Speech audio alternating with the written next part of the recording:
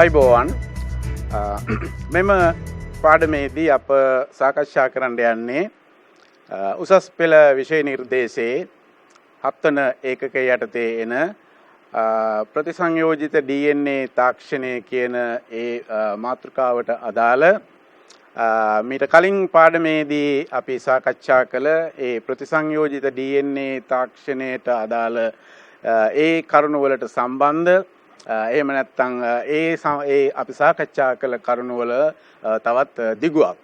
එතකොට ඒ මුල් පාඩමේදී මීට කලින් පාඩමේදී ඔබ ඉගෙන ගත්තා කොහොමද ප්‍රතිසංයෝජිත DNA තාක්ෂණය අපි පාවිච්චි කරන්නේ නොඑක් විදිහේ අත්‍යවශ්‍ය ද්‍රව්‍ය එහෙම නැත්නම් ඒ ටූල්ස් ඊළඟට මූලික ඒ සඳහා අවශ්‍ය වෙන මූලික ශිල්ප ක්‍රම මොනවද කියන එක ගැන. දැන් මේ පාඩමේදී අපි විශේෂයෙන් අවධානය යොමු කරන්නේ ප්‍රතිසංයෝජිත DNA තාක්ෂණය යටතේ එහෙම නැත්නම් මෙම තාක්ෂණයේ මගින් නොඑක් දේවල් සිදු කිරීම සඳහා යොදා ගන්නා විශේෂිත වූ ශිල්ප ක්‍රම කිහිපයක්. එතකොට මේ ශිල්ප ක්‍රම ගැන අපි සාකච්ඡා කරන්න පටන් ගන්න මුලින්ම මම ඔබට සඳහන් කරන්න කැමතියි මේ ශිල්ප ක්‍රම වලට අදාළ සියලුම මූලධර්ම සහ ඒවා ඒ සවිස්තරාත්මක අධ්‍යයනයක් ඔබට මේ මට්ටමේදී අවශ්‍ය වන්නේ නැහැ. ඒ නිසා අප සාකච්ඡා කරන්නේ උසස් පෙළ විෂය නිර්දේශයට අවශ්‍ය පරිදි ඒ ප්‍රතිසංයෝජිත DNA තාක්ෂණයේදී පාවිච්චි කරන ඒ සුවිශේෂී ශිල්ප ක්‍රමවල අනිවාර්යයෙන්ම මූලික වශයෙන් දරුවන් දැනගත යුතු ඒ විශේෂ කොටස් සහ විශේෂ මූලධර්ම යනාදී පමණයි. එතකොට මුලින්ම ඔබට මතක ඇති කියලා මා සිතනවා ඒ මුල් මෙම ඒකකයේ යටතේ අපි කළ මුල් පාඩමේදී මේ තාක්ෂණය පාවිච්චි කරලා අපිට කරන්න පුළුවන් දේවල් මොනවද කියන එක ගැන කෙටි හැඳින්වීමක් මා සඳහන් කළා. දැන් ඊළඟට මේ පාඩමේදී අපි කරන්න බලාපොරොත්තු වෙන්නේ මෙම ප්‍රතිසංයෝජිත DNA තාක්ෂණය එහෙම නැත්නම් ඥාන තාක්ෂණය කියලා හඳුන්වන මේ ක්ෂේත්‍රයේ යටතේදී අප සිදු කරන එහෙම නැත්නම් අපි යොදා ගන්නා සුවිශේෂී ශිල්ප ක්‍රම කිහිපයක්. ඒ කියන්නේ මෙම ශිල්ප ක්‍රම භාවිතා කරලා තමයි අපිට මේ ප්‍රතිසංයෝජිත DNA අණු නිර්මාණය කළන් පස්සේ ඥාන ස්වමාරු කිරීමෙන් අලුත් රූපානුදර්ශ සහිත නව ජීවීන් බිහි කිරීම එහෙම නැත්නම් අලුතෙන් යම් නව ලක්ෂණ සහිත ජීවකාණ්ඩ විශාල වශයෙන් නිපදවීම යනාදී වගේ දේවල් කරන්න පුළුවන් වෙන්නේ මේ අප දකින ඒ උපයෝගිතා ආධාරයෙන් එහෙම නැත්නම් මේ ශිල්ප ක්‍රම ආධාරයෙන්. එතකොට දැන් මුලින්ම ඥාන හඳුනා ගැනීම තමයි මේ තාක්ෂණයේ තියෙන ඊ타ත්ම අභියෝගාත්මක පියවර. මේ පියවරෙන් ඥානයක් හඳුනාගත්තන් පස්සේ එහෙම නැත්නම් මේ අභියෝගේ ජයගත්තන් පස්සේ ඊළඟට මේ ඥාන ක්ලෝන කිරීම කරන්න පුළුවන්. ඥාන ක්ලෝන කිරීම ඇත්තෙන්ම මේකෙන් අදහස් වෙන්නේ යම්කිසි ජීව විශේෂයකින් හඳුනා ගන්නා ලද වෙන් කර ගන්නා ලද ඥානයක් තවත් ජීව විශේෂයකට ඇතුල් කිරීම ඥාන කෝලන කිරීම එක ක්‍රමයක්. එහෙම නැත්නම් යම් ජීව විශේෂයකින් අප හඳුනා ගන්නා ඥානයක් එම ඥානයෙන් අප බලාපොරොත්තු වෙන ඒ කෘත්‍ය තවත් වැඩි දියුණු වෙන විදිහට නැත්නම් වැඩි දියුණු කරන්න පුළුවන් විදිහට එම ඥානය නොඑක් විදිහේ විකරණ වලට භාජනය කරලා අපිට පුළුවන් නැවත වරක් එම ජීවියා තුළටම ඇතුල් කරන්න. ඒතකොට එවැනි දේ තමයි අපි මේ ඥාන ක්ලෝන කිරීම යටතේ කරන්නේ. ඒතකොට එහෙමනම් අපි බලමු මොනවාද ඒ සඳහා අපිට අවශ්‍ය වෙන අනිවාර්යයෙන්ම අවශ්‍ය වෙන මේ විශේෂිත වූ ශිල්ප ක්‍රම මොනවාද කියන එක. එතකොට මේ සටහනේ ඔබට මුලින්ම දකින්න පුළුවන් ඥානයක විශාල පිටපත් සංඛ්‍යාවක් නිපදවීම අවශ්‍යයි. ඒකට හේතුව අපිට ඇත්තෙන්ම ඥානයක සීමිත පිටපත් සංඛ්‍යාවක් තියාගෙන අපිට ඉදිරියට යන්න බෑ. එහෙම නැත්නම් විශාල ඥානයක පිටපත් සුළු සංඛ්‍යාවකින් අපිට අවශ්‍ය පරිදි ඒ අනික් අපේ අවශ්‍යතාවයන් නැත්නම් අපේ අභිමතාර්ථයන් සපුර ගන්න බෑ. එතකොට ඒ නිසා යාන අවශ්‍ය පරිදි ඒ වගේම යාන අවශ්‍ය පරිදි විකරණය කරන්න ඕන. වෙනස්කම් වලට භාජනය කරන්න ඕන. එතකොට යාන වෙනස්කම් වලට භාජනය කරනවා කියන්නේ ඒ යානයේ ගැබ් වෙලා තියෙන ප්‍රවේණික තොරතුරු අපිට අවශ්‍ය පරිදි වෙනස් කිරීම. එතකොට ඒක තවත් ඒ සඳහා අපිට මේ ශිල්ප ක්‍රම අවශ්‍ය වෙනවා. ඊළඟට යාන වෙනත් ජීව විශේෂ තුළට ඇතුල් කිරීම සිද්ධ වෙනවා. උදාහරණයක් හැටියට අපි ගත්තොත් දිලීරයක තියෙන යානයක් වෙන් කරගෙන ඒ දිලීරය වඩාත් හිතකර ලක්ෂණ සහිත යානයක් නම් ඒ දිලීරයෙන් වෙන් කරගත් යානය අපිට පුළුවන් ශාක තුළට ඇතුල් කරන්න. එම යානයේ මගින් කුපක් හෝ සුවිශේෂී වාසිදායක ලක්ෂණයක් තීරණය කරනවා. ඊළඟට යානයකින් නිර්ණය වන ප්‍රෝටීන විශාල වශයෙන් සංශ්ලේෂණය කිරීම තවත් ඉතාමත්ම වැදගත් උපයෝගීතාවයක්. කියන්නේ විශේෂිත ප්‍රෝටීන වර්ග තියෙනවා. අපි දන්නවා වෛද්‍ය විද්‍යාවේදී පාවිච්චි වෙන නොයෙකුත් ප්‍රෝටීන වර්ග තියෙනවා. ඒ ප්‍රෝටීන වර්ග විශාල වශයෙන් නිපදවීම සඳහා දැන් මේ තාක්ෂණය පාවිච්චි කරනවා. ඔබ සමහරට සම්දෙනෙක් වගේම දන්නා උදාහරණයක් තමයි ඉන්සියුලින් නිපදවීම. එතකොට ඉන්සියුලින් ප්‍රෝටීනයේ නිපදවීම සඳහා යාන තාක්ෂණය පාවිච්චි කරලා තියෙනවා. එතකොට මේ ප්‍රෝටීන විශාල වශයෙන් සංශ්ලේෂණය කරලා මානව ඉන්සියුලින් නිෂ්පාදනය කරන්න පුළුවන් බැක්ටීරියා තුල. ඊළඟට හෘද රෝගීන් සඳහා ප්‍රතිකාර සඳහා පාවිච්චි කරන රුධිර කැට දිය කිරීමේ ප්‍රෝටීනය. එම ප්‍රෝටීනයත් මෙම තාක්ෂණය ආධාරයෙන් ක්ලෝන කරලා දැන් බැක්ටීරියා තුළ මේ ප්‍රෝටීනය විශාල වශයෙන් සංශ්ලේෂණය කරලා රෝගීන්ට ප්‍රතිකාර කිරීම සඳහා එම ප්‍රෝටීනය පාවිච්චි කරනවා. එතකොට ඒ වගේ නොයෙකුත් වාසි සහගත ප්‍රයෝජන එහෙම නැත්නම් නොඑක් විදිහේ නව දේවල් සිදු කිරීම සඳහා මෙම තාක්ෂණය අපිට පාවිච්චි කරන්න පුළුවන්. එතකොට මේ යටතේ අපි මුලින්ම බලමු දැන් මුල් පාඩමේදී ඔබ ඉගෙනගෙන තියෙනවා යාන ක්ලෝන කිරීම සඳහා වාහකයක් අත්‍යවශ්‍යයි. ඒතර ඒ වාහකේ මාර්ගයෙන් තමයි අපි යාන විවිධ ජීවීන් තුළට නව සෛල තුළට ඒ යාන මාරු කරන්නේ. එතකොට මේ වාහකවල තියෙන අත්‍යවශ්‍ය ලක්ෂණ කීපයක් මීට කලින් පාඩමේදී ඔබ සැකෙවින් ඉගෙන ගත්තා.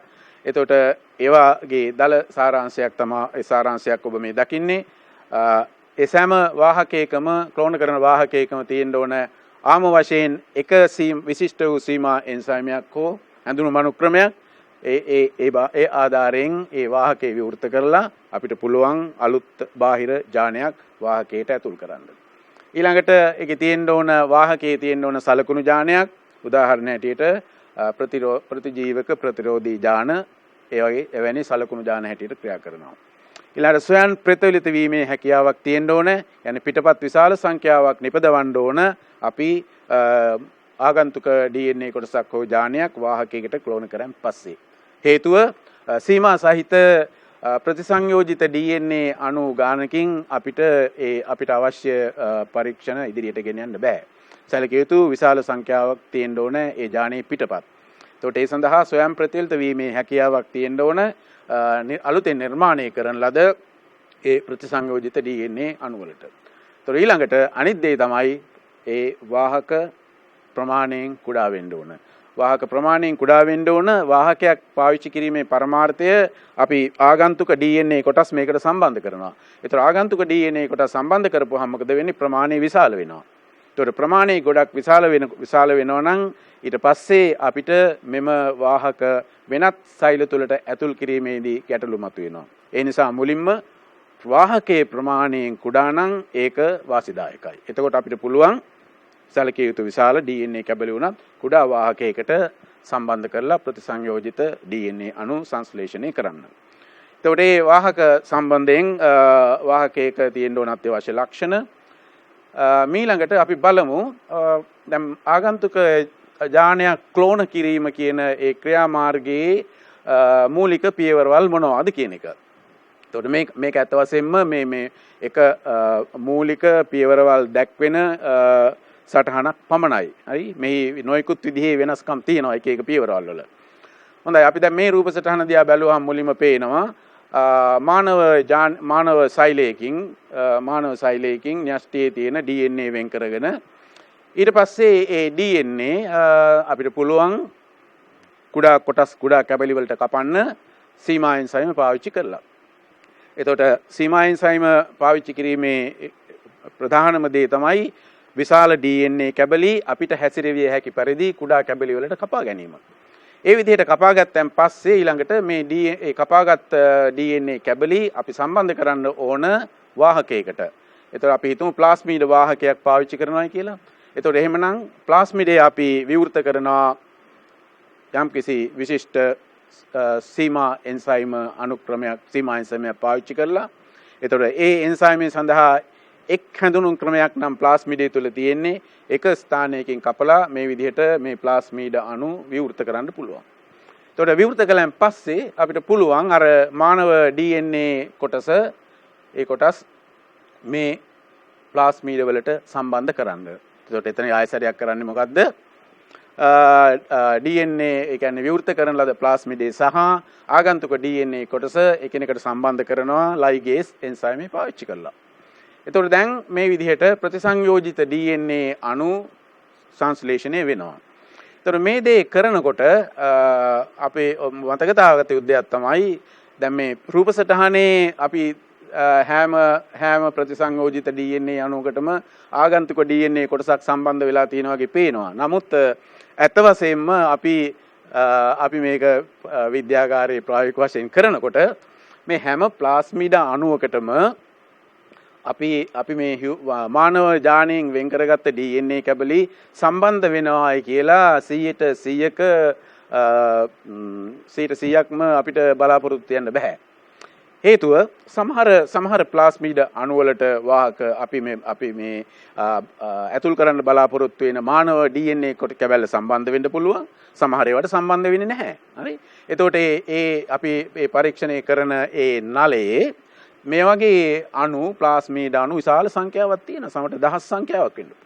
එතකොට ඒවා අතුරින් යම් ඒ කියන්නේ යම් කිසි සීමා සහිත ප්ලාස්මිඩ අණු ප්‍රමාණයකට පමණයි මේ අපි බලාපොරොත්තු වන විදිහට මේ ආගන්තුක DNA කොටස නැත්නම් මානව DNA කොටස සම්බන්ධ වෙන්නේ. හරි. ඒතර ඒ නිසා දැන් අපිට මෙතනදී මොන ප්ලාස්මිඩ වලටද අපි බලාපොරොත්තු වන ඒ මානව DNA කොටස සම්බන්ධ වෙලා තියෙන්නේ කියලා සොයාගන්න තේරීමක් කරන්න ඕන. සංවරණයක් කරන්න ඕන. එතකොට ඒ සංවරණය කිරීම සඳහා අපි මේ ප්ලාස්මිඩ DNA අණු සමූහය අපි පාරණායනය කරනවා ඇතුල් කරනවා බැක්ටීරියා සෛලවලට. එතකොට බැක්ටීරියා සෛලවලට DNA අණු ඇතුල් කිරීම සඳහා නොඑක් විදිහේ පාරණායන ක්‍රම තියෙනවා. සමහර ඒවා භෞතික ක්‍රම, සමහර ඒවා රසායනික ක්‍රම. ඒ ක්‍රම පාවිච්චි කරලා අපිට පුළුවන් මේ ප්ලාස්මිඩ DNA අණු බැක්ටීරියා සෛල තුළට ඇතුල් කිරීම. එතකොට බැක්ටීරියා සෛල විශාල සංඛ්‍යාවක් මේ සඳහා අපි මේ සඳහා පාවිච්චි වෙනවා.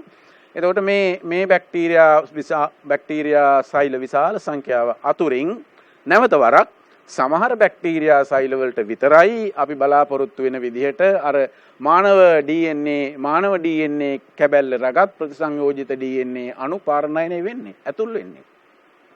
නැවත වරක් අපිට එහෙමනම් කියන්න බෑ මේ පියවරේදී 100%ක්ම මේ බැක්ටීරියා සෛල මේ ප්‍රතිසංයෝජිත DNA අණු නැත්තම් මේ ප්ලාස්මිඩ ලබා ගන්නවයි කියලා. එතකොට එහෙමනම් දැන් අපි තේරීමක් සිද්ධ කරන්න ඕනේ. ඒකයි සංවරණයක් අවශ්‍ය. එතකොට මේ සංවරණය සිදු කිරීම සඳහා අපි කරන්නේ මේ දැන් මෙතන තියෙනවා බැක්ටීරියා සෛල විශාල බැක්ටීරියා සෛල සංඛ්‍යාවක්. ඒවා අතුරින් සමහරක් විතරයි ප්ලාස්මිඩය මේ ප්‍රතිසංයෝජිත DNA අණුව ඒ සමහරකට විතරයි ඒ ප්‍රතිසංයෝජිත DNA අණුව ඇතුල් වෙලා තියෙන්නේ. සමහර සෛල වලට ඇතුල් වෙලා නැහැ. right? එතකොට එහෙමනම් අපි තෝරගන්න ඕන මොන සෛල වලටද මොන බැක්ටීරියා සෛල වලටද අපේ ප්ලාස්මිඩේ ඇතුල් වෙලා තියෙන්නේ. අපි ආව වෙන් කර ගන්න ඕන අනිත් ප්ලාස්මිඩේ ඇතුල් වෙලා නැති බැක්ටීරියා සෛල වලින්. ඒතර ඒ සඳහා අපි කරන්නේ මොකද්ද? ඒක තමයි ඇත්තෙන්ම සංවරණය කිරීමේ අවශ්‍යතාවය. ඒතකොට ඒ සඳහා පාවිච්චි කරන්නේ අපි මොකද්ද?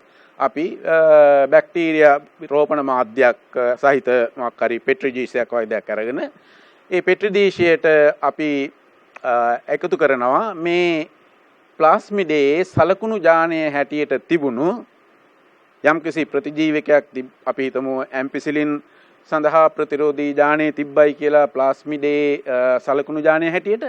එතකොට එහෙමනම් අපි මේ බැක්ටීරියා වගා මාධ්‍යයට ඇම්පිසිලින් ප්‍රතිජීවකය එකතු කරනවා. එතකොට දැන් ඊට පස්සේ මේ බැක්ටීරියා සෛල දැන් සමූහයක් තියෙනවා. ඒ බැක්ටීරියා සෛල එකතු කරනවා මේ පෙට්ටිදීශයට මේ ඇම්පිසිලින් අඩංගු රෝපණ මාධ්‍ය සහිත පෙට්ටිදීශයට. එතකොට එහෙම ඇතුල් කරපුවාම සිද්ධ වෙන්නේ මොකද්ද? දැන් ප්ලාස්මිඩේ සහිත බැක්ටීරියා සෛල වලට දැන් පුළුවන් ඇම්පිසිලින් වලට ප්‍රතිරෝධීතාවය දක්වන්න. හේතුව ප්ලාස්මිඩේ ඇතුල් වෙලා තියෙනවා නම් නිවැරදි ප්ලාස්මිඩේ ඇතුල් වෙලා තියෙනවා නම් එහෙමනම් ඒ සෛල ඇම්පිසිලින් වලට ප්‍රතිරෝධී. ඇම්පිසිලින් තියෙන මාධ්‍යයක ඒවාට වර්ධනය විය හැකියි. සමහර සෛල වලට අපි හිතමු ප්ලාස්මිඩේ ඇතුල් වෙලා නැහැ.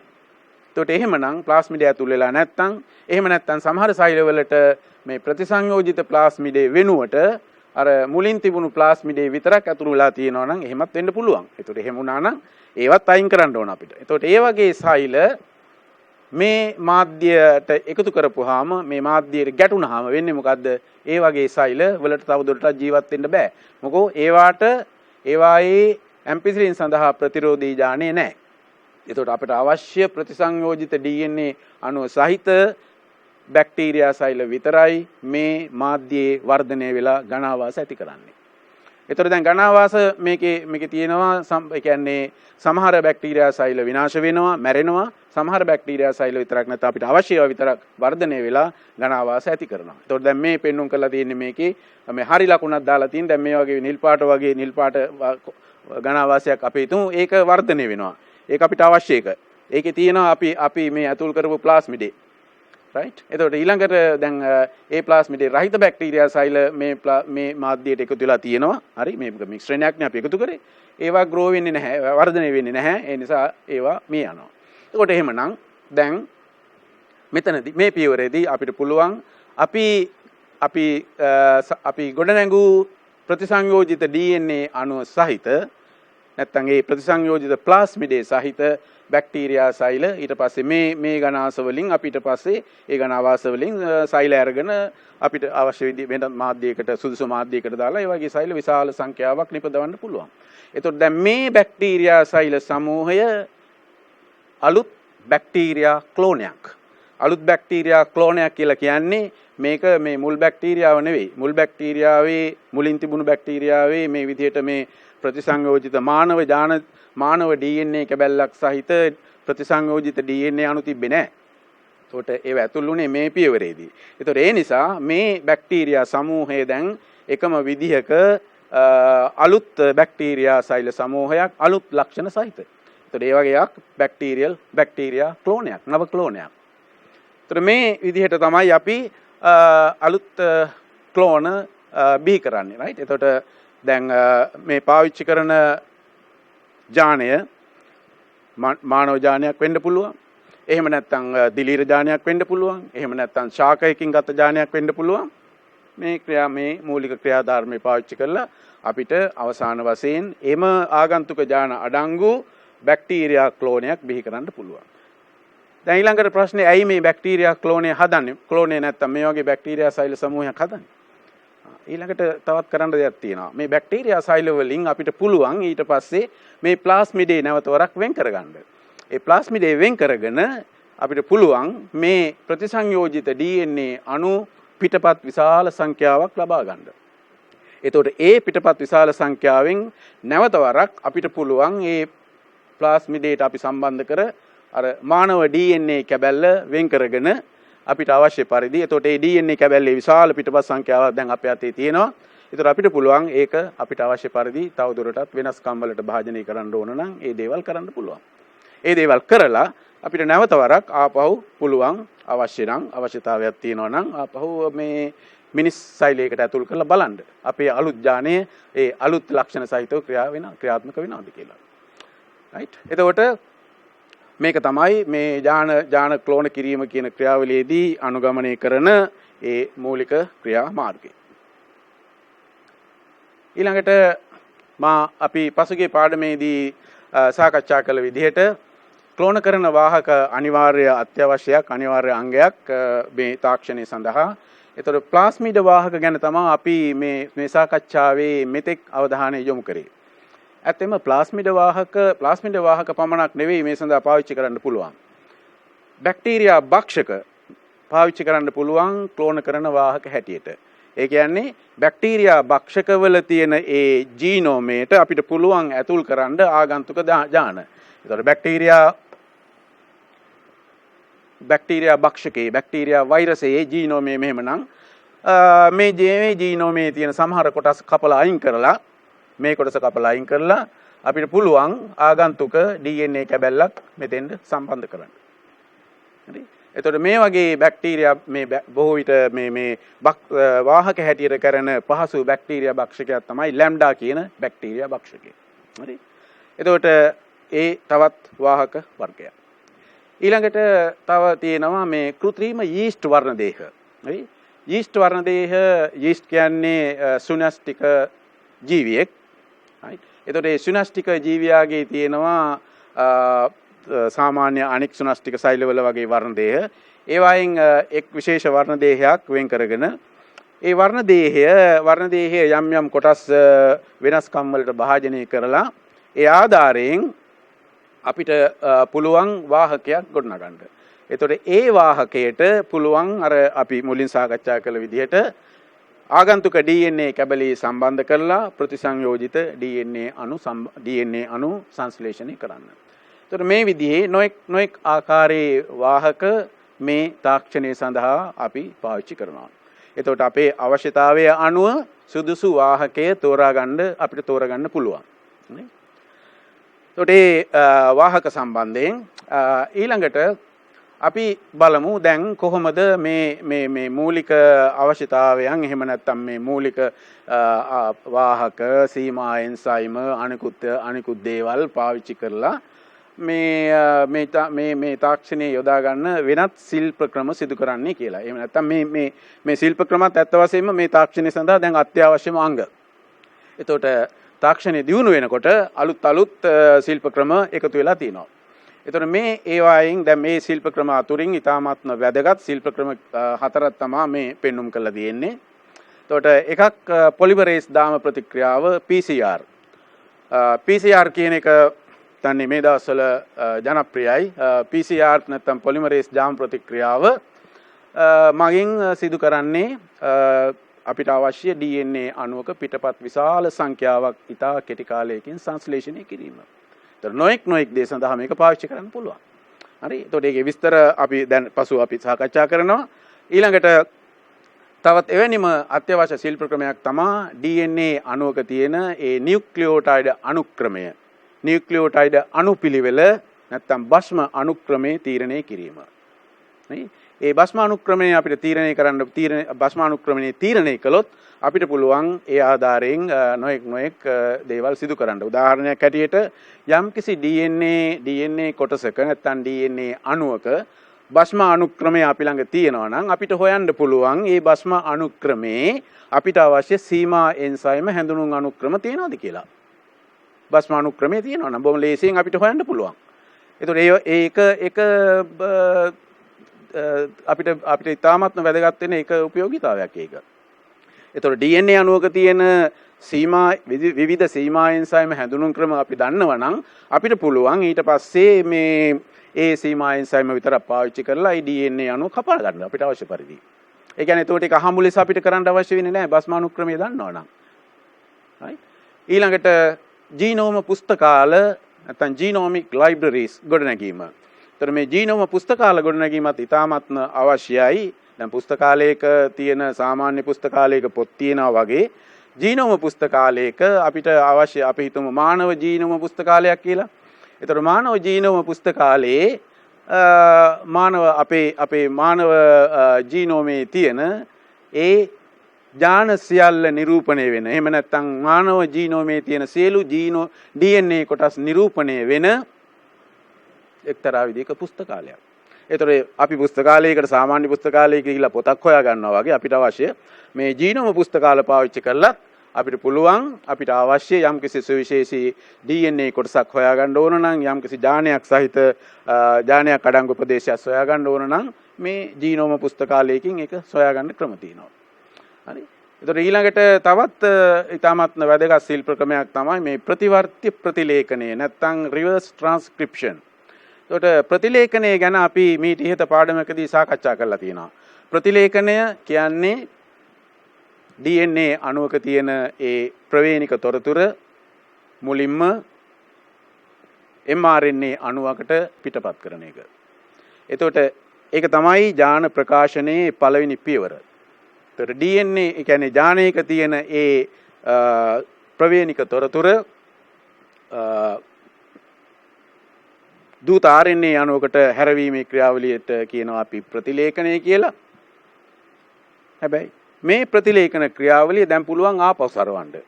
ඒකට අපි කියනවා රිවර්ස් ට්‍රාන්ස්ක්‍රිප්ෂන්. ඒ කියන්නේ ප්‍රතිවර්ත්‍ය ප්‍රතිලේඛනය. හරි? ඒ කියන්නේ ප්‍රතිලේඛනය ආපහු සිද්ධ කරන්න පුළුවන් දැන්. සාමාන්‍යයෙන් ජීවසෛල තුල සිද්ධ වෙන්නේ ස්වභාවයෙන් සිද්ධ වෙන්නේ DNA වල ඉඳලා ප්‍රවේණික තොරතුරක් RNA වලට එනවා. හරි? එතකොට මේ ක්‍රමයේදී මේකෙන් සිද්ධ වෙන්නේ මොකද්ද? RNA වල ඉඳලා ආපස්සට DNA වලට යන්න පුළුවන්. ඒ නිසා මේක ප්‍රතිවර්ත්‍ය. ඒක රිවර්ස් ට්‍රාන්ස්ක්‍රිප්ෂන්. මේකත් ඉතාමත්ම වැදගත් ශිල්ප ක්‍රමයක් දැනට මේ තාක්ෂණයේදී පාවිච්චි වෙනවා.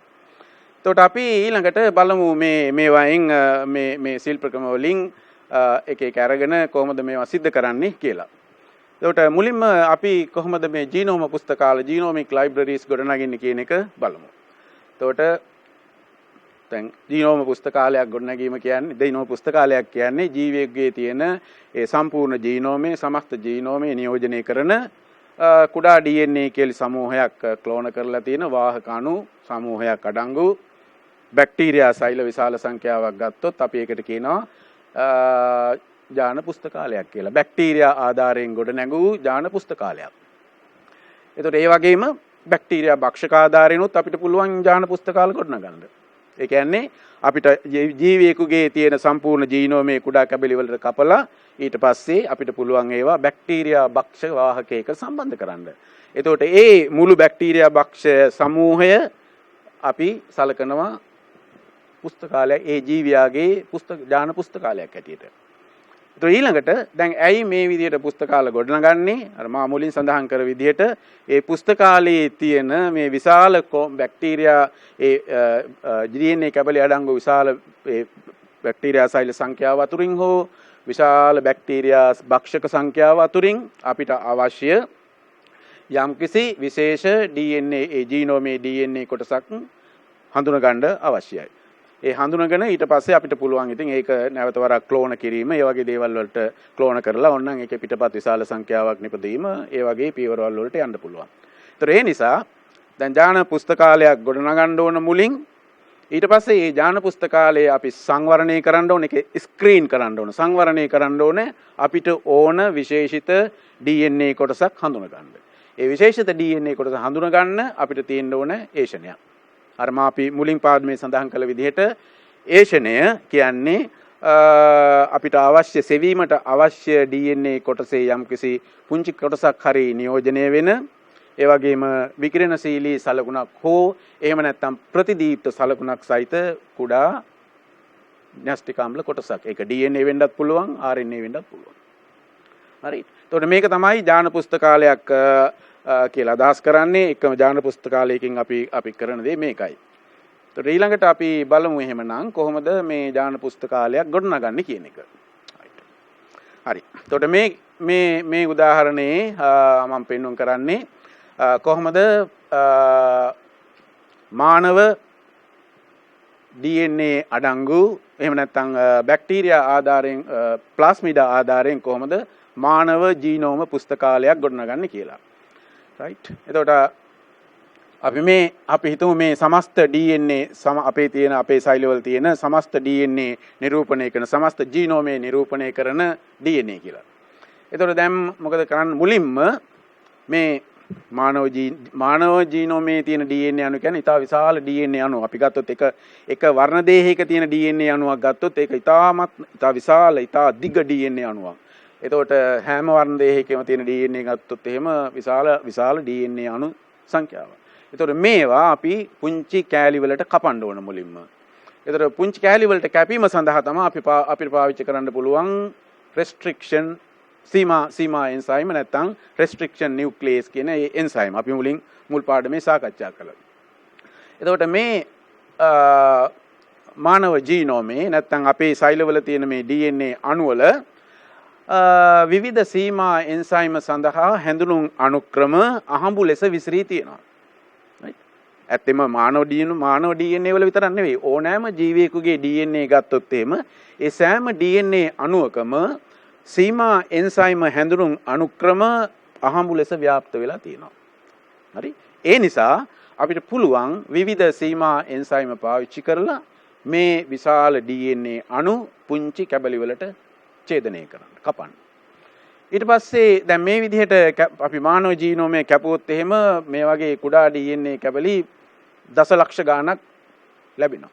එතකොට මේ DNA කැබලි අපි ඊට පස්සේ දැන් සම්බන්ධ කරනවා ප්ලාස්මීඩ වාහකයකට. මොකද අපි ප්ලාස්මීඩ ජාන පුස්තකාලයන්නේ ගොඩනගන්න යන්නේ. ඒ නිසා DNA කැබලි අපි සම්බන්ධ කරනවා මේ විදිහට විශේෂ ප්ලාස්මීඩ වාහකයකට, ප්ලාස්මිඩයකට. එතකොට මේ ප්ලාස්මිඩයේ දැන් පිටපත් තියෙන්න ඕන විශාල සංඛ්‍යාවක්. ඒකම මේ හැම ප්ලාස්මිඩයකටම අවම වශයෙන් මේ තියෙන දසලක්ෂ සංඛ්‍යාවක් විතර වූ මේ DNA කැබලි වලින් එකක් හෝ සම්බන්ධ විය යුතුයි. right? එතකොට ඒ වැඩේ එහෙම සිද්ධ වෙන්න නම් අපිට තියෙන්න ඕන යම්කිසි estimation එකක්. අපිට තියෙන්න ඕන මේ කොච්චර දැන් මේ DNA අණු මෙතරම් විශාල DNA අණු කැබලි විශාල සංඛ්‍යාවකින් එකක් හෝ හැම ප්ලාස්මිඩයකටම සම්බන්ධ වෙන්න නම් ඒ සංඛ්‍යාවන් අණුව අපිට පුළුවන් තීරණය කරන්න කොච්චර ප්ලාස්මීඩ අණු සංඛ්‍යාවක් තියෙන්න ඕනද කියලා මේක පටන් ගන්නකොට. ඒ අණුව ඒ විදිහටයි මේක කරන්නේ. එතකොට දැන් මේ විදිහට අපි ප්ලාස්මීඩ අණු වලට මේ මානව DNA කැබලි සම්බන්ධ කරනවා. එතකොට අපිට අවසාන වශයෙන් ලැබෙනවා මේ විදිහට ප්ලාස්මීඩ විශාල සංඛ්‍යාවක්. ප්ලාස්මීඩ සමූහයක් ලැබෙනවා. ඒ හැම ප්ලාස්මිඩයකම මානව DNA කැබැල්ලක් තියෙනවා. හරි? එතකොට අපේ ගණනය කිරීම අණුව නැත්නම් අපේ ඇස්තමේන්තුව අණුව මේ එක ප්ලාස්මිඩයකට හරි මේ DNA කැබලි වලින් එකක් සම්බන්ධ වෙලා තියෙනවා. එතකොට එහෙමනම් දැන් මේ ප්ලාස්මිඩ විශාල සංඛ්‍යාව අපි ඊළඟට පරණායනය කරනවා බැක්ටීරියා සෛල වලට නැවත. මොකද ප්ලාස්මීඩ අණු අපිට නිකන් මේ නිදහසේ ප්ලාස්මීඩ අණු තියාගෙන ඉන්න බෑ. එහෙම නිදහසේ DNA අණු අයිසොලේට් කරලා තියාගෙන ඉන්න බැරි නොඑක් විදිහේ දේවල් නිසා මේ DNA අණු විනාශ වෙන්න පුළුවන්. ඒ නිසා දැන් අපේ ප්ලාස්මීඩ පුස්තකාලය අපි ඇතුල් කරනවා ආයසරයක් බැක්ටීරියා සෛල වලට පරණායනය කිරීම. එතකොට බැක්ටීරියා සෛල ඒ කියන්නේ බැක්ටීරියා සෛල විශාල සංඛ්‍යාවකට අපි මේ ප්ලාස්මීඩ එකතු කරනවා. එතකොට අවසාන වශයෙන් මොකද සිද්ධ වෙන්නේ මොකද්ද? ප්ලාස්මීඩ විශාල සංඛ්‍යාවක් තියෙනවා. ඒ හැම ප්ලාස්මිඩයකම මේ වගේ එක අඩු වශයෙන් මේ වගේ එක ප්ලාස්මිඩයක් හරි තියෙන්න ඕන. ඒ හැම ප්ලාස්මිඩයක් මේ ප්ලාස්මිඩ වල හැම එකකම මේ මානව DNA කැබලි ටික ගැබ් වෙලා තියෙන්න ඕන. එතකොට අවසාන වශයෙන් එතකොට අපිට ලැබෙන්නේ ජාන පුස්තකාලයේ හැටියට බැක්ටීරියා සෛල විශාල සංඛ්‍යාවක්. ඒතකොට දැන් මේ බැක්ටීරියා සෛල ඇතුලේ තමයි අපි අර නිර්මාණය කරපු ප්‍රතිසංයෝජිත ප්ලාස්මීඩ අණු මානව DNA සහිත ප්ලාස්මීඩ තියෙන්නේ. ඒතර බැක්ටීරියා සෛල වල අපිට මේක තියාගන්න පුළුවන් අවුරුදු ගාණක් වුණත් අපි හිතමු ඍණ සෙල්සියස් ඍණ 80 ෆ්‍රිජ් එකක දාලා තිබ්බොත් අවුරුදු ගාණක් මේ ලයිබ්‍රරියේ මේ බැක්ටීරියා සෛල මුකුත් වෙන්නේ නැහැ තියෙනවා. අපිට අවුරුදු ගාණකට පස්සේ වුණත් ඒකෙන් එළියට අරගෙන ආයසරයක් මේ ලයිබ්‍රරි එකෙන් මේ පුස්තකාලයෙන් අපිට අවශ්‍ය මානව ජානයක් හරි මානව DNA කැබැල්ලක් හරි තියෙන මේ බැක්ටීරියා සෛල විශාල සංඛ්‍යාව අතරින් ඒ කොටස තියෙන බැක්ටීරියාව හඳුනා ගන්න ඕන පුළුවන්. එතකොට එහෙමනම් දැන් මේ විදිහටයි ප්ලාස්මිඩ ජාන පුස්තකාලයක් ගොඩනගන්නේ. එතකොට ප්ලාස්මිඩ ජාන පුස්තකාලයේ අවසාන දැන් මේ විදිහට මේ DNA අණු හැටියට පුස්තකාල පවත්වන්න බෑ. DNA අණු ඇතුල් කරන්න ඕන බැක්ටීරියා සෛල වලට. මේක තමයි පුස්තකාලය. right? ඒතකොට දැන් කොහොමද අපි ඊළඟ පියවරේදී බලමු මේ පුස්තකාලයෙන් කොහොමද අපිට අවශ්‍ය DNA කොටස තෝරගන්නේ කියලා. ඒතකොට නැවත වරක් කරන්නේ මොකද්ද? අපි අර බැක්ටීරියා සෛල සමූහය අර පුස්තකාලය අරගෙන ඊට පස්සේ දැන් අපි ඒකෙන් ඒක සංවරණයෙන් ඒක ස්ක්‍රීන් කිරීමෙන් අපිට අවශ්‍ය බැක්ටීරියා සෛල බැක්ටීරියා ගණාවාසී තෝරගන්න ඕන. ඒතකොට මුලින්ම කරන්නේ මොකද්ද? අර පුස්තකාලය නියෝජනය කරන ඒ බැක්ටීරියා සෛල බැක්ටීරියා ඔක්කොම බැක්ටීරියා වර්ධන මාධ්‍යයකට එකතු කරනවා. එතකොට මේකට ඇත්තෙන්ම මේ විදිහට දැන් මේ රූප සටහනේ මේ විදිහට එක ප්ලේට් එකක් තිබ්බට එක ප්ලේට් එකකින් මේක කරන්න බෑ. පුස්තකාලයක් සංවරණය කරන්න සමහරට මේ වගේ ප්ලේට් 10ක් විතර අවශ්‍ය වෙනවා. ඒ කියන්නේ එච්චර විශාල සංඛ්‍යාවක් බැක්ටීරියා සෛල තියෙනවා පුස්තකාලේ. එතකොට එහෙමනම් දැන් මේ අපි ගත්තොත් රයිට් එක ප්ලේට් එකක් ගන්න අපි උදාහරණයක් හැටියට. එතකොට දැන් මේ අර පුස්තකාලයේ තියෙන බැක්ටීරියා සෛල තමයි දැන් මේ වර්ධනය වෙන්නේ. එතකොට එක එක බැක්ටීරියා සෛලේ වර්ධනය වෙලා මේ මාධ්‍යයේ වෙන් වූ තනි කොලොනීස් ගණාවාස හැදෙනවා. දැන් ඊළඟට මේ ගණාවාස දැන් මේ හැම එකක්ම වෙන් තනි ගණාවාස. එතකොට හැම ගණාවාසයක්ම හැදෙන්නේ එක සෛලයකින් අර පුස්තකාලයෙන් එන එක සෛලයකින්. එතකොට දැන් මේ ගණාවාස ටික අපි ඊළඟට මාරු කරනවා ආයසරයක් නයිට්‍රෝසෙලියුලෝස් පටලයකට. මේ තියෙන මේ ගණාවාස මේ ප්ලේට් එකේ තියෙන ආකාරයටම ඒවා මාරු වෙනවා නයිට්‍රෝසෙලියුලෝස් පටලයට. හරි. එතකොට නයිට්‍රෝසෙලියුලෝස් පටලයට මාරු කරන්නේ ඇත්තෙන්ම අපිට කරන්න තියෙන දේ අපි පරිස්සමින් මේ වගේ මේ ප්ලේට් එකේ හැඩයටම තියෙන වෘත්තාකාර නයිට්‍රෝසෙලියුලෝස් ෆිල්ට් එකක් අරගෙන මේ ප්ලේට් එක උඩින් තියෙනවා. ඒ ප්ලේට් එක උඩින් තිබ්බහම මේ බැක්ටීරියා ගණාවාස වල තියෙන සෛල ඔක්කොම මේකට බැඳෙනවා. හරි. ඒ කියන්නේ එතකොට ප්ලේට් එකෙන් ආපහු අපි නයිට්‍රෝසෙලියුලෝස් පටලය උස්සනකොට බැක්ටීරියා සෛල ටික ඔක්කොම මේ ගණාවාස මේකේ තියෙන ආකාරයටම මේ ෆිල්ටර් එකට මාරු වෙනවා. හරි. එතකොට ඒ ෆිල්ටර් එකට එතකොට ඒ නිසා අපි ඊළඟට තව දෙයක් කළ යුතුයි මුලින් මේකේ මේ ෆිල්ටර් එක අපි මේකේ තියෙනකොට මේකේ මේ ඒකේ දිශානතිය දැක්වෙන මොකක් හරි මාක් එකක් දා ගන්න ඕන. හරි. එතකොට අපි හිතමු අපි මාක් දා ගන්නවා මේ විදිහට ෆිල්ටර් එක තියෙනකොට. එතකොට දැන් දැන් මේ ෆිල්ටර් එකේ තියෙන මාක් එක තියෙනවා. right. දැන් එතකොට ඔක්කොම බැක්ටීරියා සෛල දැන් පුස්තකාලයෙන් අප හැදූ කොලන් ගණාවාස ටික ඔක්කොම දැන් මේ ෆිල්ටර් පේපර් එකට නයිට්‍රෝසෙලියුලෝස් ෆිල්ටර් පටලයට බැඳිලා තියෙන්නේ. ඊළඟට දැන් නයිට්‍රෝසෙලියුලෝස් පටලයෙන් තමයි අපට අවශ්‍ය බැක්ටීරියා අපිට අවශ්‍ය ජානයේ තියෙන බැක්ටීරියා ගණාවාසයේ කෝකද කියලා හොයන්නේ. දැන් ප්ලේට් එක අපිට දැන් ඊට පස්සේ අවශ්‍ය නැහැ. පස්සේ අවශ්‍ය වෙනවා. නමුත් දැනට අවශ්‍ය නැහැ. එතකොට දැන් ඊළඟට කරන්නේ මේතනදිත් අපි අපිට අවශ්‍ය මානව DNA කැබැල්ල තියෙන්නේ මේවා අතුරෙන් කෝකෙද කියලා සොයාගන්න ඒ මානව DNA කැබැල්ලට අනුරූප වෙන එහෙම නැත්නම් ඒ මානව DNA කොටස නියෝජනය කරන කුඩා කොටසක් ප්‍රෝබ් එකක් තියෙන්න ඕන. එතකොට ඒ ප්‍රෝබ් එක තමයි අපි ඒ ප්‍රෝබ් එක එහෙම නැත්නම් ඒෂණය තමයි අපි මේ ස්ක්‍රීනින් මේ කියන්නේ සංවරණයට පාවිච්චි කරන්නේ. එතකොට ඒ ප්‍රෝබ් ඒෂණය අපි අර මුල් පාඩමේ සඳහන් කර විදිහට ඒකේ තියෙන්න ඕන සලකුණක්. ඒක බොහෝ විට විකිරණශීලී P32 ලේබල් එක අඩංගු ඒෂණයක්. එතකොට මේ P32 වලින් ලේබල් කරලා තියෙන නිසා ඒක සම්බන්ධ වෙන ඕනෑම DNA කොටසක් අපිට ඒ විකිරණශීලී සලකුණ ආධාරයෙන් හොයාගන්න පුළුවන්. ඒකයි පරමාර්ථය. ප්‍රෝබ් එකේ සලකුණක් තියෙන්න ඕන කියන්නේ. right. එතකොට දැන් මේ විදිහට බැක්ටීරියා ප්ලේට් එකේ මේ බැක්ටීරියා ගණාවාස ඔක්කොම නයිට්‍රෝසෙලියුලෝස් පටලයට දැන් මාරු වෙලා තියෙන්නේ. දැන් මේ නයිට්‍රෝසෙලියුලෝස් පටලයේ තියෙන DNA සමග අපි සංවරණයෙන් ඒවා අතුරින් හොයාගන්න ඕන යම්කිසි විශේෂිත DNA කැබැල්ලක් තියෙන එකක්.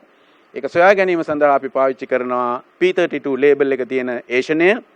එතකොට දැන් මේ ඒෂණයයි මේ පටලයේ තියෙන DNA තියෙන්න ඕන තනිදාම අවස්ථාවේ.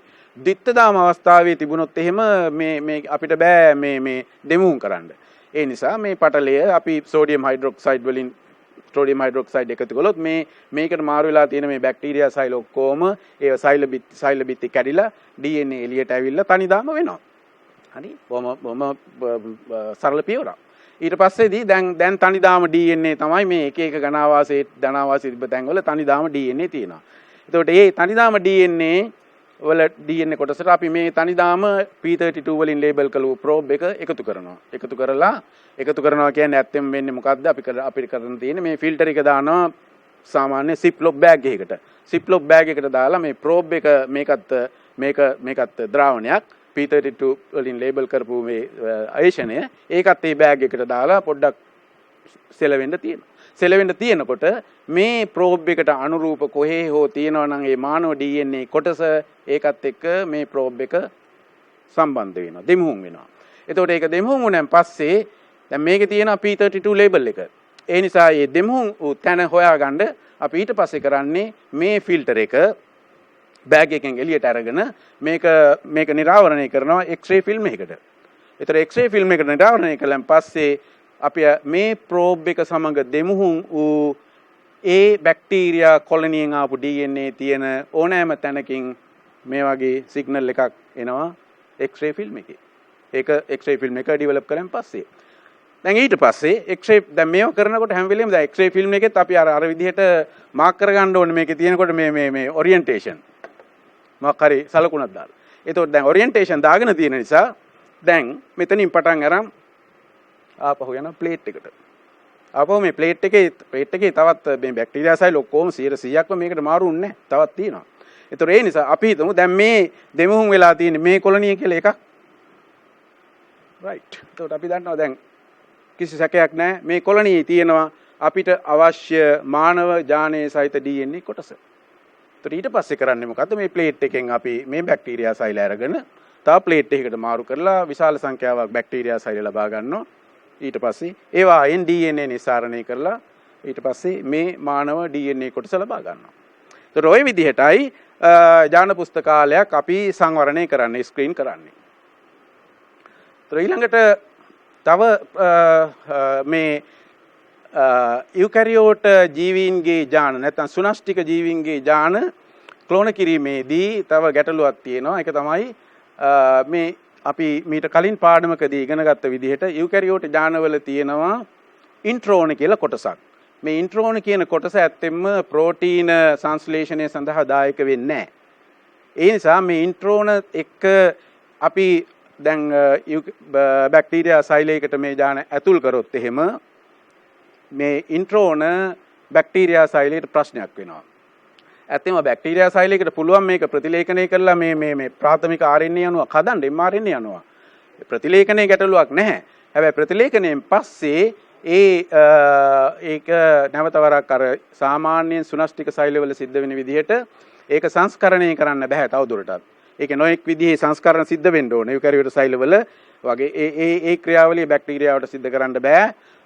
ඒ කියන්නේ දැන් බැක්ටීරියාව අසරණයි.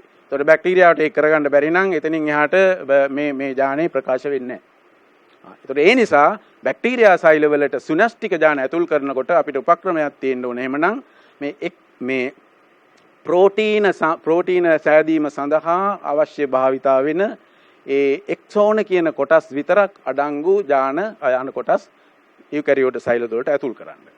ඒතර අපි බලමු ඒක කොහොමද කරන්න කියන එක.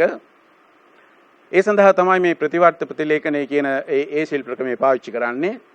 එතකොට මේකෙදි කරන්නේ ඒ මූලික පියවරවල් ටික තමයි මේ ඔබ දකින්නේ. ඉස්සල්ලාම යුකැරියෝට සෛල වලින් අපිට පුළුවන් පහසුවෙන් දූත RNA වෙන් කරගන්න. ඒ දූත RNA වෙන් කරගත්තන් පස්සේ ඒ දූත RNA පාවිච්චි කරලා අපිට පුළුවන් DNA දාමයක් සංශ්ලේෂණය කරන්න. ඒ DNA දාමයේ සංශ්ලේෂණය කිරීමේ පියවර තමයි මේ මාර මුලින් සඳහන් කරේ ප්‍රතිලේඛනයේ ආපසු හැරවීම. ඒ කියන්නේ දැන් අපි RNA වලින් යනවා DNA වලට. සෛලවල සාමාන්‍යයෙන් සිද්ධ වෙන්නේ මේක අනිත් පැත්ත. DNA වලින් RNA වලට යනවා. දැන් අපි යනවා mRNA වලින් DNA දාමයක් සංශ්ලේෂණය කරනවා. ඒ සඳහා අවශ්‍ය එන්සයිමයක් තියෙනවා. දැන් තව ටූල් එකක්. ඒකට අපි කියනවා reverse transcriptase එහෙම නැත්නම් ප්‍රතිවර්ත්‍ය transcriptase. ඒක ආධාරයෙන් මේ වැඩේ කරන්න පුළුවන්. ප්‍රතිලේඛනය ආපසු හරවන්න පුළුවන්. right. ඒ කියන්නේ එතකොට එහෙමනම් දැන් mRNA අණුවක අපි මේ මුල් පාඩමකදී ඉගෙනගෙන තියෙනවා කට්ටිය. mRNA අණුවක තියෙන්නේ ඉන්ට්‍රෝන අයින් කරලා අර ප්‍රෝටීන නිර්ණය කරන කොටස් විතරයි. එක්සෝන විතරයි. ඒතකොට එහෙමනම් දැන් අපි mRNA අණුවකින් නම් පටන් ගන්න මේ වැඩේ. දැන් මේ අපි හදන DNA වලත් තියෙන්නේ එහෙමනම් ඒ එක්සෝන නියෝජනය කරන කොටස් පමණයි. right. එතකොට ඊළඟට එහෙමනම් කළ යුතු දේ මොකද්ද? ඒ දැන් මේ විදිහට මේ mRNA සහ DNA දෙමුහුවක් මුලින් මුල් පියවරේදී හැදෙනවා. ඊට පස්සේ DNA එකේ තියෙන RNA කොටස අපි අයින් කරලා DNA දාමය නැවත වරක් ද්විත්ව දාම DNA බවට පත් කරනවා. එතකොට මේ ද්විත්ව දාම DNA අණුව දැන් ඉන්ට්‍රෝන රහිත එහෙම නැත්නම් එක්සෝන විතරක් අඩංගු DNA කොටසක්. එතකොට ඒ වගේ ඒ DNA වලට අපි කියනවා cDNA කියලා. cDNA කියන්නේ complementary DNA කියන එකෙන් මේ cDNA එන්නේ. complementary නැත්නම් අනුපූරක DNA. මොකටද අනුපූරක වෙන්නේ? mRNA වලට. යුකැරියෝට ජානයකින් නිපදවෙන mRNA වලටයි අනුපූරක වෙන්නේ. එතකොට මේ පියවරවල් ටික අපිට මේ රූප සටහනේ දකින්න පුළුවන්. අපි හිතමු මානව ජානයකින් අපි සේරම mRNA ටික අයිසොලේට් කරනවා. ඊට පස්සේ mRNA අණුවක් පාවිච්චි කරලා ඒක තමයි දැන් අච්චුව. mRNA අණුව අච්චුව හැටියට පාවිච්චි කරලා අලුතෙන් DNA අණුව සංශ්ලේෂණය කරනවා. ඒ අලුතෙන් DNA අණුව සංශ්ලේෂණය කිරීමට තමයි අපිට අවශ්‍ය වෙන්නේ මේ එන්සයිම් එක. ප්‍රතිවර්තීය ට්‍රාන්ස්ක්‍රිප්ටේස්. එතකොට RNA පාවිච්චි කරලා දැන් DNA දාමයක් හදනවා. ඊළඟට මේ RNA දාමයේ වෙනත් එන්සයිමයක් පාවිච්චි කරලා මේ RNA දාමයේ අපි කැලි වලට කපලා දානවා. ඒක අයින් කරනවා. ඊට පස්සේ දැන් ඉතුරු වෙනවා මේ තනි දාමයේ DNA තනි දාමයේ. මේ DNA තනි දාමයේ පාවිච්චි කරලා අච්චුවක් හැටියට ඊළඟට DNA polymerase enzyme පාවිච්චි කරලා අලුත් DNA දාමයක් හදනවා. මේ යන්නේ ඒ අලුත් දාමය. දැන් එතකොට අවසාන වශයෙන් ද්විත්ව දාම cDNA අණුවක් සංශ්ලේෂණය වෙනවා. දැන් මේ cDNA අණුවේ ඉන්ට්‍රෝන නැහැ. එක්සෝන විතරයි තියෙන්නේ. එතකොට මේ වගේ DNA අණුවක් බැක්ටීරියා සෛලයකට ඇතුළු කරොත් අර බැක්ටීරියාවට අර ප්‍රශ්නෙට මුහුණ පාන්න වෙන්නේ නැහැ. බැක්ටීරියාවට දැන් ඉන්ට්‍රෝන අයින් කිරීමේ ගැටලුවක් නැහැ. එක්සෝන විතරයි තියෙන්නේ. ඒ නිසා මේක ට්‍රාන්ස්ලේට් කරලා පරිවර්තනය කරලා ඒ අදාළ ප්‍රෝටීනේ සංශ්ලේෂණය කරන්න පුළුවන්. හරි. එතකොට මේක තමයි බැක්ටීරියා සෛල තුල සිනස්ටික ජාන ප්‍රකාශ කිරීම සඳහා අපි පාවිච්චි කරන උපක්‍රමය. ඊළඟට දැන් මේ ඊළඟ ශිල්ප ක්‍රමය තමයි පොලිමරේස් දාම ප්‍රතික්‍රියාව PCR. ඒතර පොලිමරේස් දාම ප්‍රතික්‍රියාවේදී සිද්ධ වෙන්නේ DNA කොටසක් චක්‍රීය ලෙස නැවත නැවත ප්‍රතිවලිත කිරීම. එතකොට චක්‍රීය ලෙස මේක ප්‍රතිවලිත වෙනවා කියන්නේ ඒක ඇත්තෙම එක්ස්පොනෙන්ෂල් ඝාතීය වර්ධනයක්. DNA අණු ප්‍රමාණය ඝාතීය ලෙස වැඩි වෙනවා. ඒ නිසා කෙටි කාලයකින් අපිට විශාල DNA අණු සංඛ්‍යාවක් නිෂ්පාදනය කරන්න පුළුවන්. එතකොට මේ ක්‍රමයේදී සිද්ධ වෙන්නේ ඇත්තෙම අපි හිතමු රයිට් මේ තියෙන DNA අණු අපිට PCR polymerase chain reaction එකෙන් polymerase දාම ප්‍රතික්‍රියාවෙන් ගුණනය කරන්න ඕන. එතකොට මුලින් DNA අපි මුල් පාඩමේ සාකච්ඡා කළ විදිහට අච්චු දාම දෙක වෙන් වෙනවා. ඊට පස්සේ DNA polymerase වලට මේක පටන් ගන්න අලුත් දාම සංශ්ලේෂණය කරන්න primers ඕන. දැන් මේ තියෙන්නේ primers. හරි. එතකොට primers මූලික සම්බන්ධ වෙලා අලුත් DNA දාම දෙක සංශ්ලේෂණය වෙනවා. එතකොට දැන් අලුතෙන් DNA අණු දෙකක් හැදිලා තියෙනවා. මේ පළවෙනි චක්‍රය. එතකොට පළවෙනි චක්‍රයේදී එක අණුවකින් දෙකක් හැදෙනවා. දෙවෙනි චක්‍රයේ සිද්ධ වෙන්නේ ආයෙත් මේ DNA අණු දෙකේ දාම වෙන් වෙනවා. එතකොට DNA අණු දෙකේ දාම වෙන් කරන්න නම් ඉහළ උෂ්ණත්වයකට රත් වෙන්න ඕන. ඒ කියන්නේ සෙල්සියස් අංශක 95ට විතර දැන් මේවා රත් වෙන්න ඕන. එහෙම රත් වුණාම තමයි මේ අච්චු දාම වෙන් වෙන්නේ. දැන් ඒතර අච්චු දාම වෙන් වෙලා ආයසරයක් අර මූලික සම්බන්ධ වෙනවා මේ හැම එකටම මේ වගේම. ඊට පස්සේ මේ මූලික පාවිච්චි වෙලා මූලික දික් කිරීමෙන් DNA polymerase enzyme අලුත් DNA අණු දැන් 4ක් හදනවා. මේ දෙවෙනි චක්‍රය. එතකොට මුල් චක්‍රය 2යි, දෙවෙනි චක්‍රය 4යි, තුන්වෙනි චක්‍රයට එනකොට 8යි. මේ වගේ සාමාන්‍ය සයිකල් 30ක් විතර යනවා PCR එක සාමාන්‍ය අපි විද්‍යාගාරයේ කරන PCR පරීක්ෂණයකදී. ඒ කියන්නේ 2/30 වෙනි බලයට සමාන DNA අණු සංඛ්‍යාවක් හැදෙනවා ඒ කෙටි කාලය තුල. එතකොට ඕක තමයි පොලිමරේස් දාම ප්‍රතික්‍රියාව. එතකොට DNA අණු විශාල සංඛ්‍යාවක් ලබා ගැනීම සඳහා අපි පාවිච්චි කරන මේ උපක්‍රමය තමයි මේක. දැන් මෙතනදී මා සඳහන් කළා මේ හැම චක්‍රයකදීම සෙල්සියස් අංශක 95ට විතර උෂ්ණත්වය නගිනවා. ඒ නිසා මේ PCR නැත්නම් පොලිමරේස් දාම ප්‍රතික්‍රියාව සිදු කිරීම සඳහා තාපස්ථායී විශේෂ පොලිමරේස් පාවිච්චි කරන්න ඕනේ. ඒ එකක් තමයි මේ ටැක් පොලිමරේස් කියන එක. ඒක තාප ප්‍රතිරෝධී DNA පොලිමරේස් එකක්.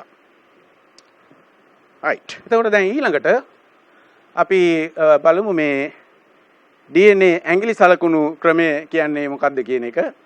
DNA ඇඟිලි සලකුණු ක්‍රමයේදී ඇත්තෙන්ම सिद्ध කරන්නේ අපේ මේ මිනිස් ජීනෝමේ මානව ජීනෝමේ තියෙන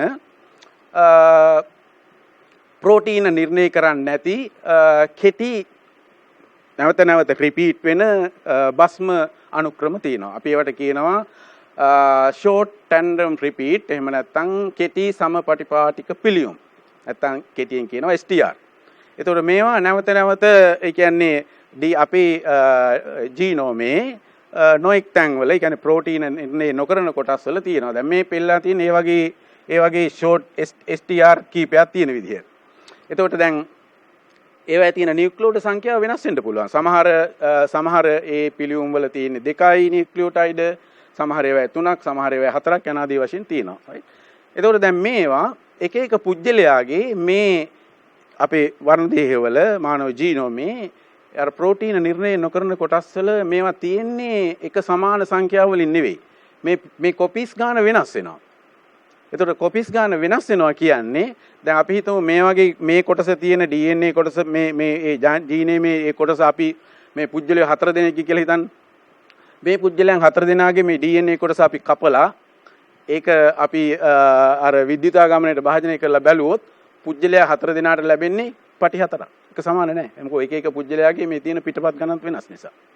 ඒතකොට ඒක තමයි මේ ක්‍රමයේ මූල ධර්මය.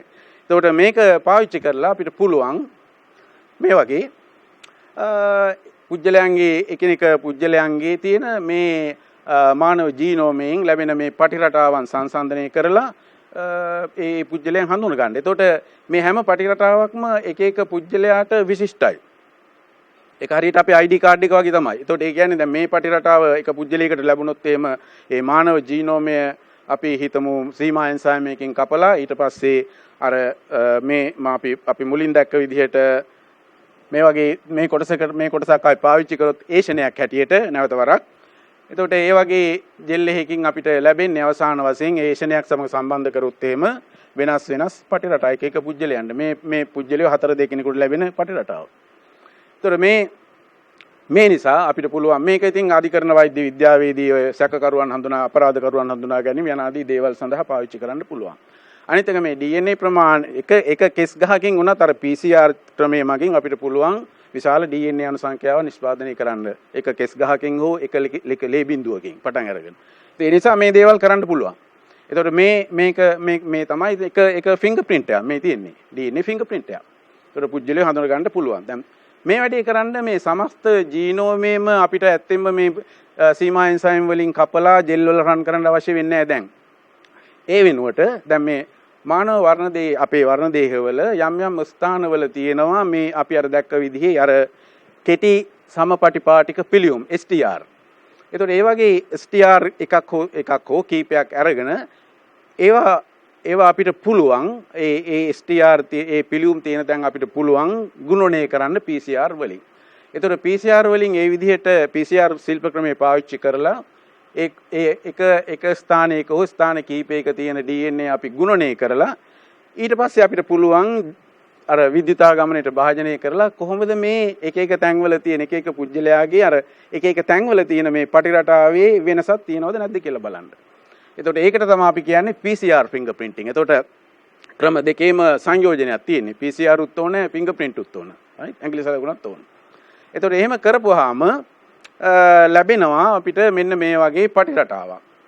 දැන් මේ තියෙන්නේ අර PCR මගින් ඒ මොකක් හරි අර මේ පිළියුමක් තියෙන තැනක් ගුණණය කරන එක. එතකොට අර මූලධර්මය අපි සාකච්ඡා කරපු විදිහට ඒ PCR වල මේ පෙන්වුම් කරලා තියෙන්නේ එක වර්ණ දේහයක ඒ කියන්නේ human වර්ණ දේහයක තියෙන මේ වගේ කෙටි පිළියුම් තියෙන ස්ථාන 3ක් PCR ක්‍රමයෙන් ගුණණය කරලා ඒ DNA විද්‍යුතාගමනයට භාජනය කරපුවාම ලැබෙන පටි රටාව. ඒතකොට දැන් මේ පටි දෙක ගානේ තියෙන්නේ හැම පුජ්‍යලයකගෙම සමජාත වර්ණ දේහ දෙකක් තියෙනවා.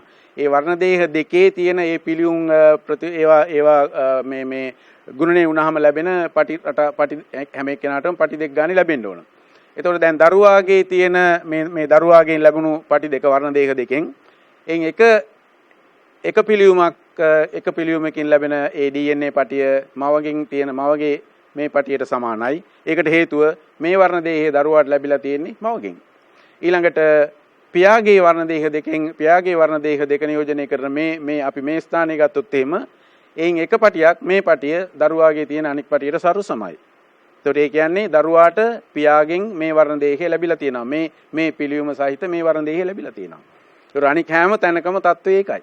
ඒ කියන්නේ දරුවාට එක වර්ණ දේහයක් ලැබිලා තියෙනවා මවගෙන් අනික් වර්ණ දේහය ලැබිලා තියෙනවා පියාගෙන්. ඒතකොට දැන් දරුවාගේ තියෙන වර්ණ දේහ දෙකෙන් එකක් අනිවාර්යයෙන් මවගෙන් අනික පියාගෙන්. ඒතකොට දැන් මවගේ වර්ණ දේහ දෙකටම මේ දරුවාගේ වර්ණ දේහක සමාන වෙන්නේ නැහැ. මොකද මවගේ වර්ණ දේහ දෙකෙන් එකක් මවට ලැබිලා තියෙන්නේ මවගේ අම්මගෙන් අනික මවගේ තාත්තගෙන්. ඒතකොට මේ දෙකෙන් එකක් තමයි දරුවට යන්නේ. ඒතකොට ඒ නිසා දැන් මේ විදිහට මේ පටිරට මේ ටික සංසන්දනය කරපුවාම දැන් අපි හිතමු මේක ඇත්තෙම මේ පීතෘත්වයේ නිර්ණය කිරීමේ නඩුවක් කියලා. ඒ පීතෘත්වයේ නිර්ණය කිරීමේ නඩුවකදී නම් මෙන්න මේක ප්‍රබල සාක්ෂියක් ඔප්පු කරන්න අපි හිතමු දැන් මේ පුජ්‍යලයා කියනවා නම් දෙයි දරුවා යාගේ නෙවෙයි කියලා. ඒ කිසිම ප්‍රශ්නයක් නැහැ මේකෙන් ඔප්පු වෙනවා මේ දරුවා මෙයාගේ කියලා. මොකද දරුවා පියාගේ වර්ණ දේහික තියෙන ලැබුණු පටි රටාවට ਸਰව සම හැම පටියක්ම දරුවාගේ තියෙනවා. මේ විදිහටයි පීතෘත්වයේ තීරණය කිරීම සඳහා මේ තාක්ෂණය පාවිච්චි කරන්නේ. එතකොට අපි දැන් මේ පාඩමේදී මේ ප්‍රතිසංයෝජිත DNA තාක්ෂණය මගින් කොහොමද අලුත් DNA අණු නැත්නම් ප්‍රතිසංයෝජිත DNA අණු නිර්මාණය කරන්නේ කොහොමද කියන එක ගැන සාකච්ඡා කළා. ඒ සඳහා පාවිච්චි වෙන ශිල්ප ක්‍රම සහ පාවිච්චි වෙන විශේෂිත එන්සයිම සහ අනිකුත් දේවල් වාහක වගේ දේවල් ගැන අපි සාකච්ඡා කරා. ඒතර ඊළඟ පියවරේදී අපි මේ ප්‍රතිසංයෝජිත DNA තාක්ෂණය මගින් නොඑක් දේවල් කරන්න පුළුවන් වෙන විදිහට අල්ති පාවිච්චි කරන විශේෂිත වූ ශිල්ප ක්‍රම කීපයක් ගැන සාකච්ඡා කරා. ඒ කියන්නේ කොහොමද අපි ජීනෝම පුස්තකාල ගොඩනගන්නේ? කොහොමද ජීනෝම පුස්තකාල සංවරණයෙන් අපිට අවශ්‍ය විශේෂ ජානදාන DNA කොටස් හඳුනා ගැනීම කරන්නේ? ඊළඟට අපි සාකච්ඡා කරා කොහොමද යුකැරියෝට ජාන නැත්නම් සුනෂ්ටික ජාන ප්‍රෝකැරියෝට සෛල බැක්ටීරියා සෛල තුලට ඇතුළු කරපුවාම ඇති වෙන ඒ ජාන ප්‍රකාශනයේ ගැටලුව විසඳන්නේ කියන එක. ඒ කියන්නේ කොහොමද ප්‍රතිවර්ති ප්‍රතිලේඛනය පාවිච්චි කරලා එක්සෝන පමණක් අඩංගු නැත්නම් ප්‍රෝටීන තීරණය කරන කොටස් පමණක් අඩංගු යුකැරියෝට ජාන සංශ්ලේෂණය කරලා ඒවා පාවිච්චි කරලා නැත්නම් ඒවා ආශ්‍රය නිර්මාණය කරන DNA අණු බැක්ටීරියා සෛල ඇතුළු කරලා ජාන ප්‍රකාශනය සිද්ධ කරන්නේ කොහොමද කියන එක. අවසාන වශයෙන් අපි ඊළඟට අපි සාකච්ඡා කරා පොලිමරේස් දාම ප්‍රතික්‍රියාව DNA ගුණනය කිරීම සඳහා පාවිච්චි කරන තාක්ෂණය ශිල්ප ක්‍රමය. අවසාන වශයෙන් අපි කොහොමද DNA fingerprinting නැත්නම් DNA ඇඟිලි සලකුණු ක්‍රමය ආධාරයෙන් පුජ්‍යලයන් හඳුනා ගැනීම සිද්ධ කරන්න කියන එක. එතකොට මේ ශිල්ප ක්‍රමවල නොඑක් විදිහේ ප්‍රයෝගිතාවයන් තියෙනවා. එතකොට ඊට අමතරව තවත් මේ තාක්ෂණය පාවිච්චි කරන ශිල්ප ක්‍රම තියෙනවා. අපි මේ පාඩම මෙතනින් අපි අවසන් කරනවා. මේකට සම්බන්ධ අනික් කොටස් ගැන අපිට ඉදිරියේදී සාකච්ඡා කරන්න පුළුවන්. ඒ නිසා අපි තවත් ඉදිරි අවස්ථාවකදී හමු වෙමු. ඒ නිසා ඔබ හැම දිනාටම ආයුබෝවන්.